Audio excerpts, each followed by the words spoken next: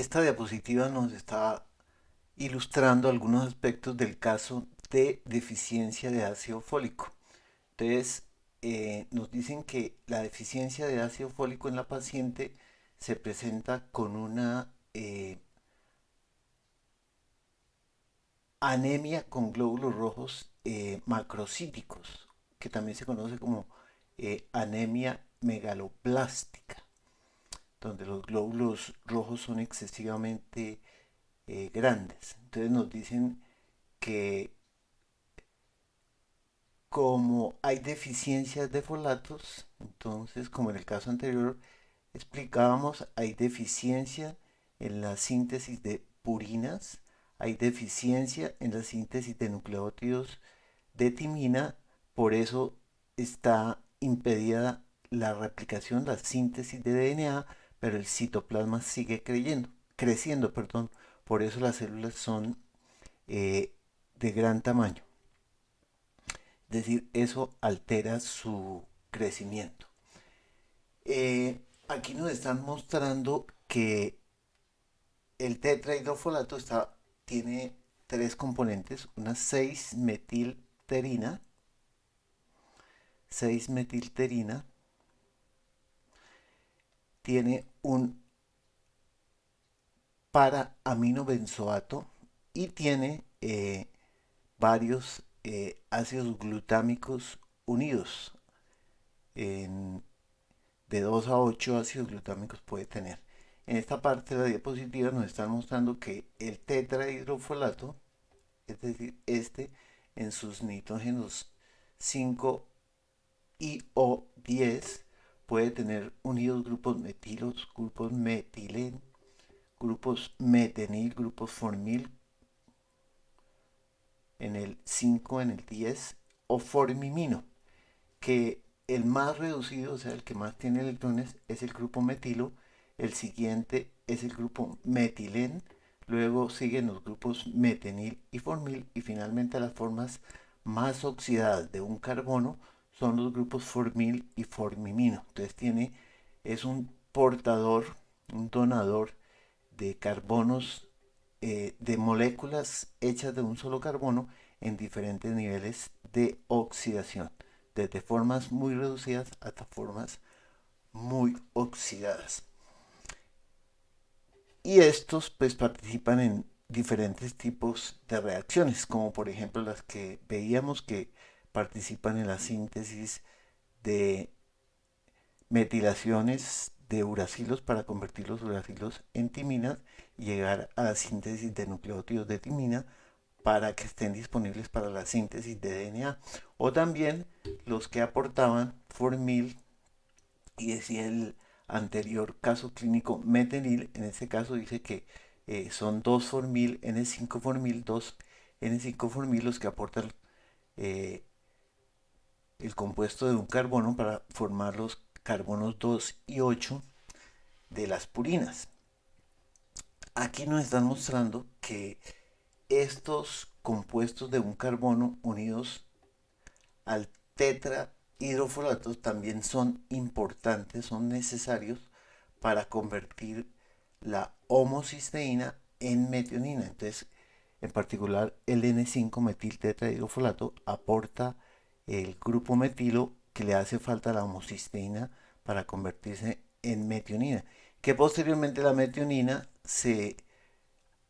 a partir de la adenina del ATP se convierte en S-adenosil metionina y esta S-adenosil metionina también es un dador de grupos metilo en muchas reacciones de metilación, como por ejemplo en las metilaciones, nos dicen en el libro, de la adrenalina para convertirse en noradrenalina, también metilaciones de las modificaciones posttranscripcionales como el CAPI, también metilaciones de las citocinas en el DNA y metilaciones de las histonas en fenómenos epigenéticos.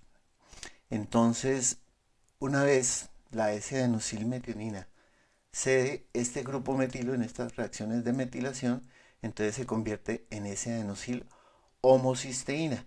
Entonces, esta S-adenosil homocisteína pierde la adenosina y se convierte en homocisteína que nuevamente debe ser convertida en metionina y para lo cual se requiere el N5-metil tetrahidrofolato. Este compuesto que está aquí, que es una de las formas más reducidas de los tetrahidrofolatos. Entonces, en esta diapositiva nos están mostrando la misma reacción. Entonces, el metil tetrahidrofolato participa junto con la vitamina B12, me faltaba mencionar, vitamina B12 para convertir la homocisteína en metionina y vuelve a aportar los tetrahidrofolatos para volver a producir metilén tetrahidrofolato y producir las otras formas del tetrahidrofolato. Nos dicen en el libro, en caso de que haya una deficiencia de vitamina B12, el metil tetrahidrofolato no se puede convertir en tetrahidrofolatos y los tetrahidrofolatos no se pueden convertir en metilén, metenil, formil, etcétera, los diferentes tetrahidrofolatos, y por lo tanto tenemos déficit de todos estos porque los tetrahidrofolatos quedan atrapados en forma de metil tetrahidrofolato. Por eso se llama la trampa de los metil tetrahidrofolatos, generalmente por deficiencia de vitamina B12. Finalmente nos explican que tenemos que consumir folatos o tetrahidrofolatos que están unidos a varios, que tienen unidos varios glutamatos, que pueden ser de 2 a 8, nos dicen, que se digieren por la acción de conjugasas. Entonces el tetrahidrofolato queda sin glutamatos y los folatos, los cuales son absorbidos, ¿sí?, por transportadores específicos, con cotransporte de protones. Una vez ingresan los tetrahidrofolatos, entonces se convierten en N5N10 metilén tetrahidrofolato, que después se convierte en N5-metil tetrahidrofolato. Si se absorben folatos, entonces los folatos se convierten en tetrahidrofolatos, N5N10 metilén tetrahidrofolato, N5 metil tetrahidrofolato se transporta por vía portal a la sangre. En la sangre entonces ingresa por los transportadores a las células, por ejemplo a los glóbulos. Dentro de las células entonces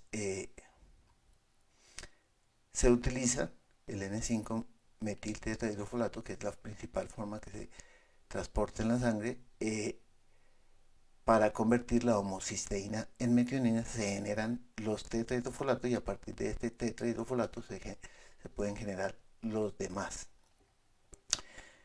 Y dentro de las células nos dicen que por la acción de conjugasas, entonces a los tetrahidrofolatos se le pueden unir glutamatos, que esto fundamentalmente se hace para retener los tetrahidrofolatos dentro de las células.